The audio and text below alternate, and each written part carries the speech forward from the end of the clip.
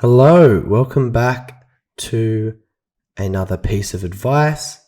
Today's topic is going to be an interesting one. It's called Grief is Beautiful. Now, let me explain myself. It's a bit of a weird one, obviously, but as you'll find and as I'll take you through, there's a lot of amazing things about grief that we often look past, and because of how we, I guess, being conditioned to think, we do think of grief as just a sad thing, and obviously it is sad, it's devastating, but there's a beautiful part to it as well that we'll explore. And I don't want things to be taken the wrong way, but we'll get into what I mean when I say grief is beautiful. And also something you probably mention is that my voice is a bit weird. I have been sick. I've caught the sickness again. I think it's from being run down. I've been working a lot on Path to Peace and just been kind of running myself rampant a bit. But I'm getting back into a better balance now, and I'm taking things a bit slower. So that's why my voice is like this. Hopefully it's not too much of a distraction for you, but I'm getting better. So yeah. And I know all too well that grief is just tormenting. It's devastating. It's soul crushing. The worst part about it is grief is forever, and I want to acknowledge that. I don't want to tell you what to think. I just want to provide, I guess, an alternate route or alternate pathway for your thinking when times are hard, especially in the grieving period, when you really feel like you want to give up, and I guess for some context, what's brought about this piece of advice is that recently I sat down for a Path to Peace Season 2 interview with a good friend of mine, Gemma, and we talked about grief and how again we've sort of been conditioned to believe that there is a linear process to it, or at least a process that we all follow chronologically, and that we all follow at a similar pace. And we kind of realize that's just kind of BS. The whole 5 stages of grief, we felt are not a realistic representation of what the grieving process is. Grief is not this linear process. Grief is just forever. You're going to have your good days. You're going to have your bad days. Years on from grieving someone, you have a day where you break down. You have a day where you're angry. You'll fall back into that, one of the steps of the grieving process. And that's just how it is. It isn't something that you just follow chronologically. At least that's how we felt. And there's a comfort in that, knowing that you don't have to follow a set of rules with it. You can just kind of go at it at your own pace. You can grieve in your own way, And we also, talked about how grief can't be measured, and you should never feel like your grief is inadequate or have it be invalidated because of how you compare yourself to others. Just because someone else was able to move on from their partner's, I guess, unfortunate passing and at a quicker pace than someone else, it doesn't mean that, it was less meaningful to you, or that you should be in a rush, to move on. Whenever you are able to move on is whenever you are able to move on. Again, there's no measurement for it. And just because someone can move on a couple of months after they've lost someone doesn't really mean anything in the grand scheme of things, because they're in their own reality. That person meant something to them, and they're going through their own grieving process. You might think they've sped up the process and they're moving so quickly, and you might feel shit because, I'm not moving as quick as they are. But again, it's their reality that they're figuring out. It's their grieving process. They're going at it at the rate that works for them. They're going to figure it out, and so are you. You shouldn't be in a rush to get back into the dating scene after you've lost a partner or whatever it may be, whatever you may be grieving. And grieving, again, isn't just death, and I'll touch on that a bit later. It isn't just about death. It can just be anything that you've lost, you know? And with grief, you could say it kind of falls under the tree of trauma, if you will. And grief isn't just the mourning of a loved one. You know, it can be mourning of a relationship. It can be mourning of a dream or a missed opportunity, you know, with heavy consequences. You know, grief can be thought of as mourning for what was and longing for what could have been. You know, the absolute worst part of grief, in my opinion, at the heart of its devastation, is the loss of potential. You know, say you lose a partner in which you envisioned an entire life with, and all of a sudden that's just stripped from you. Everything, the holidays, the home, the kids, the family, the growing old together, building a life with this person, all that just vanishes. And you're left to just wonder what could have been, because all that potential has kind of just been destroyed. You know, in my own experience with grief, it's generally due to the loss of someone who was, I guess, expected to go, you know, like a grandma or grandpa. But I have realized over time that it is also relationships. There are relationships in the past that I'm still grieving over. You know, not telling people that I love them when I should have. Not putting myself first and letting myself be mistreated. Not understanding my self-worth. So there's other areas of grief, and I think at the heart, it's just the loss of something you really put your heart towards. And I think I'll talk about, I guess, my own experience with grief. I guess I won't go into detail about, I guess, the relationship stuff, but I'll talk about the traditional, I guess, grief of losing someone passing away. And there's 3 people that I've lost, which fall into, I guess, their own category in terms of the type of grieving I felt for them. And I want to speak to each one, in briefly and not hopefully, but I guess hopefully it relates to you and some sort of something can make sense to you, I guess, out of it. The first one I'll talk about is a close family friend I lost back in 2019. Name was Ryan, and I did do a food for thought piece on this. It is on YouTube if you would like to have a look at that. Basically on the anniversary of his passing, the 1-year anniversary, I was just super emotional about it, more than I had been at his funeral. And that points to, I guess, what the grieving process is. It's not linear at all. You will feel it at any time, and you will go back and forth between the different steps or the stages of grief.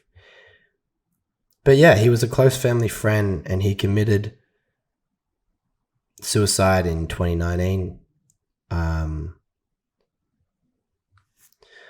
And I guess it's been a weird thing because I can't say that we were the closest. We were close family friends, but like me and him on a personal level, I couldn't say we were the closest, but I always remember him as just a really fun, mischievous, like lovable guy. And I guess as the years went on, he maybe was misunderstood by people around him and I guess cast off in a way that just really wasn't fair. So I guess the type of grief I feel for him is, I guess, that loss of potential or what could have been. I do envision, or when I was younger, I envisioned when we were all older and we could hang out and, have a drink or, go on a trip together, because we always used to go on family trips with both our parents. But as certain things have fizzled out there, it's, the type of grief I feel for it is a loss of potential for the life he could have had and the experiences that we really could have shared, because we had some really good experiences as young kids. And when you have that, you expect them to be in your life, well, forever. And you expect to grow up with them. And when you become adults and when they have kids, you expect to be there for them, and you expect them to be there for you. And so that isn't there anymore. I still have those memories, and they're great memories, the holidays, but that loss of potential does weigh on me heavy. What could have been, I guess. And I guess the next person I'll talk about is my auntie Trish, who passed away last year of pancreatic cancer, I believe it was.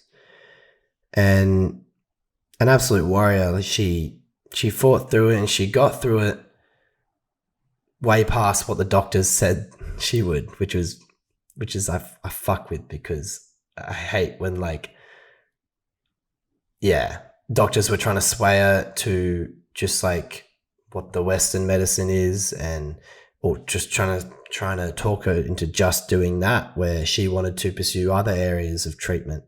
And I just love how she kind of proved them wrong, in the sense that she stayed alive longer than what they said. But, with that being said, she did pass away, and the grief that I feel for her, it is, I guess, again, a bit selfish, because it does relate to me, but the grief I felt for her is because she is someone who truly believed in me. Someone who really believed in me and really saw something in me. And when I started Path to Peace, and she would message me all the time and saying you're doing such a great job, I'm really proud of you.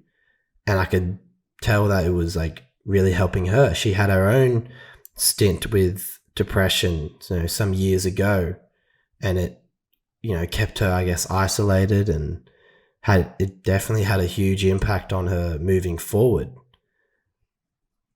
And to just hear that from her, knowing that it was in my bloodline, that someone struggled, and that they're coming back to me and saying what you're doing is great, really sparked something in me and made me feel very happy, made me feel, worth it.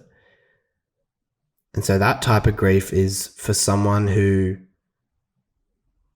I feel just had my best interests and who wanted the absolute best for me. It's an amazing feeling, and I'm sure many of you have that person in your life who truly wants the best for you. And you're what did I do to deserve you? Thank you. Thank you for believing in me. And I guess to Trish, thank you for believing in me. I will always cherish the words that you gave to me and the care that you always gave to me as an auntie. But thank you. Truly, I will continue to do this Path to Peace thing. It's my life project. And no doubt about that. I'm going to continue to be doing this. And, I hope you're watching on, and I hope that you're still proud, and thank you. Thank you for the words of encouragement that you gave to me doing this. Because you did truly believe in me, and I know you still do. I know you're still up there. And that means the world. To have someone say that they believe in you means the absolute world. You feel like you're not alone anymore. So thank you, Trish. Thank you. And then the next one is a bit of a different one, but again, I want to explore all areas of grief, or at least the death part of grief. I might do a second stint of this Grief is Beautiful, because I think there's so much you can explore with the topic of grief. As we know, it's not just about, death. But the third one I want to talk about is Mac Miller. Mac Miller is, if anyone doesn't know, he's a American rapper, an artist, singer, producer, everything. He's absolute extraordinaire at music. And he passed away in 2018 of a drug overdose. And it was as he was like truly getting better with life, and all signs were pointing towards he was moving into a much better stage in life. But unfortunately, that was cut short. A mistake was made, and yeah, he passed away in 2018. And I'll be honest, I didn't really know much about him before he passed. Like, this isn't someone who knew him while he was alive, but as I started to listen to him, like after his passing and really get into his music, I honestly just fell in love with the person he presented through his music and his honesty, his absolute honesty, vulnerability is incredible. He's someone who I loved from afar and someone who I grieve from, or I grieve from afar. You know, he's helped me with my mental health so much, especially his Swimming in Circles double album. That right there is like a blueprint for anyone struggling with mental health. It's like a guide for those struggling. And it has so many amazing lessons within each song. And the entire picture of Swimming in Circles is just this amazing painting that he is painting. It's just amazing. I am going to do a piece of advice on the lessons you can learn from his music and other people's music too, because music is this amazing gift you give to people, because the honesty speaks deeper than just the music that you hear. It speaks to millions of people who are feeling the same things but don't know how to express it or how to cope with it. And I guess the type of grief that I feel for Mac is someone who I believe in and believed in, and someone who I believe deserved a long, fulfilled life. It's kind of the flip side of the grief I feel for Trish. You know, he's someone who just, for the impact he had on people, someone who gave a lot to other people, he gave himself, he gave his entire being and his words and his honesty. He gave so much to other people, but I guess he couldn't give enough to himself. And that's not a knock on him. That's just how addiction and mental health is. So the grief I feel for him is someone who I think deserved a future free from his struggles and a chance to truly enjoy the fruits of his labor. So, with all that devastating, sad talk on grief, I want to share the beautiful side of grief and how I look at it in a more beautiful light. So, for starters, 1, grief is a reminder that life is good and it has the capacity to be good. Things were good before, and so they can be good again. You know, life gifted you a person who has helped shape you to be who you are today. Life can gift you that person again. And often this can come in an unexpected or unplanned way. And if you just give up because of your grief, you'll never get the chance to find that new person. You never know until you try. So grief is a reminder that life is good. It is inherently good, and it has the capacity to be good. So remind yourself of the flip side of grief. Number 2, in my opinion, and I think a lot of people can agree with this, but grief creates gratitude. And it misplaces the tendency we have that we take things for granted. And when I say it creates gratitude, I mean it creates gratitude for the present moment. And it reminds you of the many blessings you have right now. It reminds you to cherish the ones you love. It reminds you to be honest with them, to say sorry, and most importantly, tell them how much you love them, how much they mean to you. Often we give the people closest to us their first set of flowers at their funeral, and by then it's too late. And I mean that both figuratively and literally in, some cases. We often take for granted how merciless and how cold life can be. Anyone can go at any time.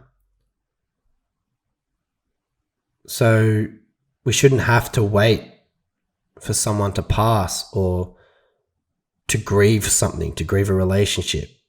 We shouldn't have to wait for grief to come into our life to be, or to express gratitude for the people around us, for the blessings around us. We should always practice gratitude. We shouldn't need grief to come in and remind us of the true nature of life. And number 3, I guess this kind of ties on from number 1, but grief creates a hole or a void that can be filled again. If you always had someone in your life shaping who you are and making you happy, obviously when they leave, a void has been created. On the other hand, if you grew up with someone, or if you grew up without a special someone, the void for them to fill is only created once they enter your life. And I don't say this as this complete fact, because obviously you can want what other people have or what's normal, in what you see in other people's life. Like, for instance, just to have both parents in your life. Obviously, that can be something you're wanting, and in a way, it is something that you're grieving if you didn't grow up with that. But it's just something that I want to throw out there. And this can be a lesson for you if you're trivializing your anxiety or your depression, your grief, or just anything that's making you struggle mentally. If you've always had something in your life, it's just been the base, right? You're obviously going to be shaken up and feeling lost when it's taken away, because a void has been created. If you never had that something, the void probably won't be there because you never experienced the good or the fruits of its presence. And I guess the 4th and last part, but I guess this can be built on in future episodes, and if you have any insights yourself. But the thing about grief, and another beautiful part about it, is that a part of you will always be with them, right? And that can be an empty thing that you experience, right? But a part of them will always be with you. There's that looking on the positive side of life. There's that silver lining that we can always look for, right? And assuming they were a positive part of your life, the memories, the lessons, the characteristics that you share with them, or they at least share with you, will forever aid you on your journey. I like to think of it as a unique light that glows inside you and inside you only. Over time, it will remain within you, and it's serving a purpose that's appropriate for you. It can't disappear or be extinguished, because that's what grief is. Grief is forever. I also like to think of grief, if I'm looking at a sunrise, I like to think of the spirits of those who I lost and those who I love and who are passed on to wherever we go when we pass. I like to think they're waking up as well, and they're shining through. And they're shining through and saying this is going to be a good day. Especially those really vivid sunsets or sunrises. I do feel that they're not just gone. Nature is this amazing thing, and whatever, I guess, helps you think about it, but that's just how I think about it when I see a sunrise. I think, the people who I love are shining through, and they're here with me today. And that's a comforting feeling. So yeah, that was a longer, again, these pieces of advice are getting a bit longer each time. I want to keep them short, but I have so much to get through, and I love doing these things. I really love speaking on this stuff.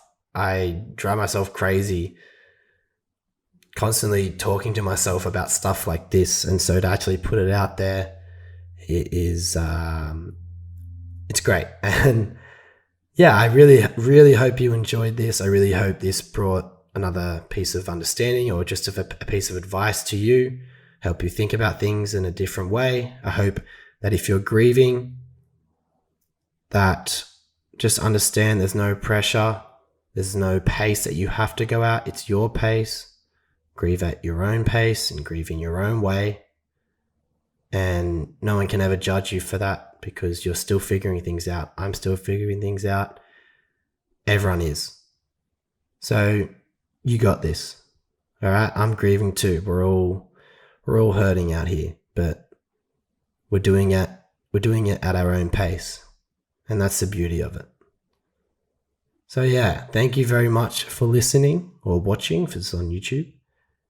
I hope you have a beautiful rest of the day. And yeah, have a good one.